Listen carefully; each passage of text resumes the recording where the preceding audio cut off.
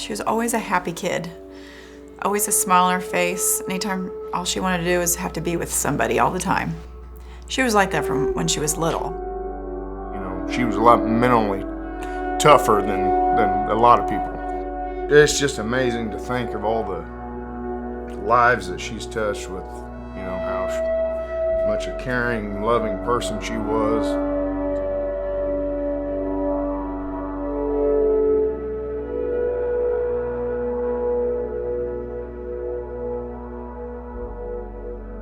She was always a sincere, kind kid. She always cared about others. She was kind of the glue for a lot of friends. I think she always was a kid that everybody turned to when they needed advice. You know, she was that kid that, you know, she might not, you know, she always was worried because she wasn't the skinniest. She wasn't had the perfect body. She didn't have everything the way she wanted.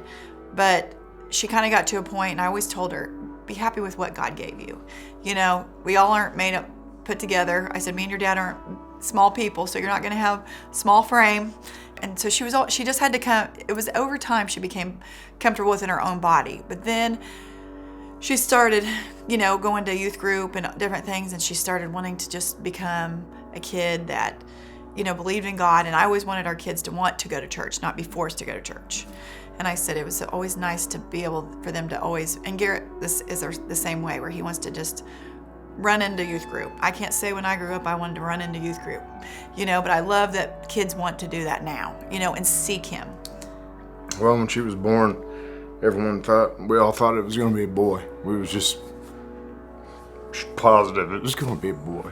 And so I remember when we carried her out of the room, all the grandparents, everybody was there, and it was like, it's Carlie. And like I said, from that day on, it was, the relationship we had was special, and we had a lot of fun. Carlie challenged one of her teachers, Dustin Fox, her English teacher, decided to do this thing on Thursdays. That was the Thankful Thursday, and they were supposed to text somebody that they were thankful for that week or that day or you know. And so she took it to the next level in November, being Thanksgiving, that she would write on Facebook every day what she was thankful for. And my favorite one is day 20, that she put, today I'm thankful for all the blessings that I've received in my life, and I'm happy to say I'm a Christian.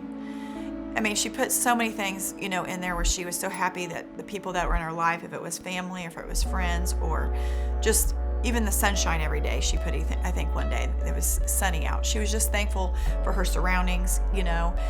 But what happened was, after she passed away, a girl from California, she's from Chanute, Chanute's her hometown, and she decided to seek this girl out because so many people were posting about her. Like, so what is so important about this girl? What's going on with this girl? So she's Facebook stalked her and decided she'd see, you know, read all about this girl. And she realized this 15-year-old girl can make, you know, every day brighter by just saying what she's thankful for. You know, instead of what's bad in this world, she always looked at what was good. And so she challenged everybody to look at what's good in their everyday life rather than looking at what's bad. So they challenged. So that's how the hashtag Carlie Challenge started.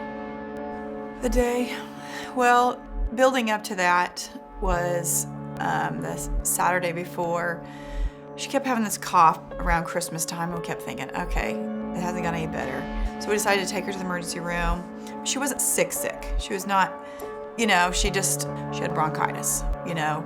So they gave her an inhaler and an antibiotic and sent us on our way. And she went even out to dinner with one of her best friends that night. It wasn't, you know, she wasn't that sick. So then Tuesday she went to practice, and they ran them like crazy. Well, she came back in, got home, came back in my beauty shop and said, Mom, I don't know if I'm cut out for this basketball stuff. It just put me over the edge. She said, you know, and she was kind of pale looking, but I thought, well, she's just dehydrated and she's not feeling good, so maybe, you know, doesn't need to be running as much. So then I texted the coach that night and said, I really don't want her running until she gets better, because she really came home feeling even worse today.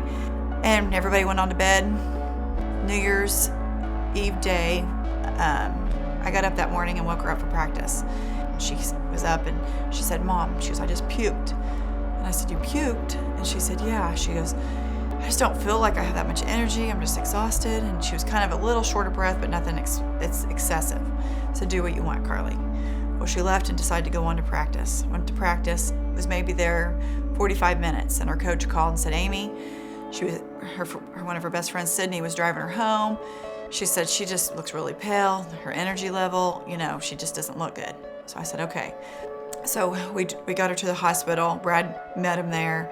I got there shortly, and it just went downhill. They were trying to put the oxygen on her. She was fighting them. They couldn't get blood from her. It was just, and each person that kept coming, each nurse and doctor that come in the room, you could just tell they had fear in their eyes. And I mean, they were trying probably for 20 minutes, and they told us, we're not going to rule out a pulmonary embolism. And Brad freaked out, and I was just focused up by her head because I was up there by her saying, "Carlie, just take her, time breathing." And she just kept fighting it. She could not, she was just struggling so hard. So they took her to the other room, and her last words were, "I love you, Mom." And thank God. I mean, we had those moments because we both looked that we were the first two people that saw her come into this world, and we're the last two people that got to tell her, we loved her on the way out. Even though we didn't think that at the time, but we were the ones right there by her side. We did not expect this. And I mean, they worked on her for at least another hour and a half, but by the time we got her in there, I mean, she went into cardiac arrest, and they worked on her more, but there was no way of, there was just no going back. And they had, the doctor came in and said, "We're going to put this blood clotting medicine. It's kind of the last call." And we felt like the doctor that was in there, at the same time he was working on her, he was praying for her, And so, it was just, we got confirmed the next day. Wasn't it that next day or the next day, or that it was a pulmonary embolism. And she had at least 2 clots in the lung. She did not have pains, if it started from the knee, problem, or if it started just from something going on in her body. We do not know. Oh, she was just a fun kid. She was always happy. Take your time.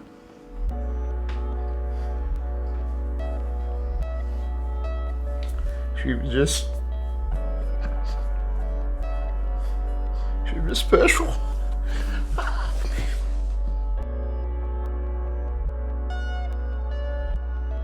I'm just amazed at other people when they talk about their relationships with their family members, on how it's improved everything they do now, just because of, they read, and we just, to think that that's something she was a part of. My first interaction with Carlie that was major for me was at Fields of Faith.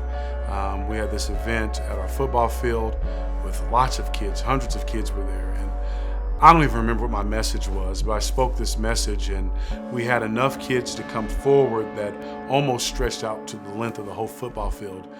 Carlie came up to me and she asked me a question, and it kind of caught me off guard and I wasn't ready to answer it. She kind of asked me about, what do you do when you're insecure with yourself? Could I give her some advice on how can I love Jesus publicly without offending others, or how can I love Jesus publicly and be authentic? And Carlie was like wanting to be authentic. And I told her, you know what? Start your own crew, do your own thing, don't worry about fitting in, be you. And I think if there was one thing from my perspective that I think Carlie would be saying to as many young people as possible is, if you love Jesus, go out and love Jesus and not be ashamed about it. And I think that's also a part of the Carlie Challenge, is to go out, love Christ, love God, and love others. And she impacted so many people because she was gutsy enough to step out of her comfort zone and step out even when it's convenient and say, I'm going to love others and I'm not going to worry about what other people think. I think it's worth it to examine our own hearts and ask ourselves, am I loving Christ more today? Am I loving others more today? And so if you're listening to this video and you've just landed on it, challenge yourself to say, you know what, even if I'm 14, 15, or 16, I can make an impact on the people in my radius of influence, and it's worth it in the long run. So many lives have been changed from this young lady. Thanks a lot.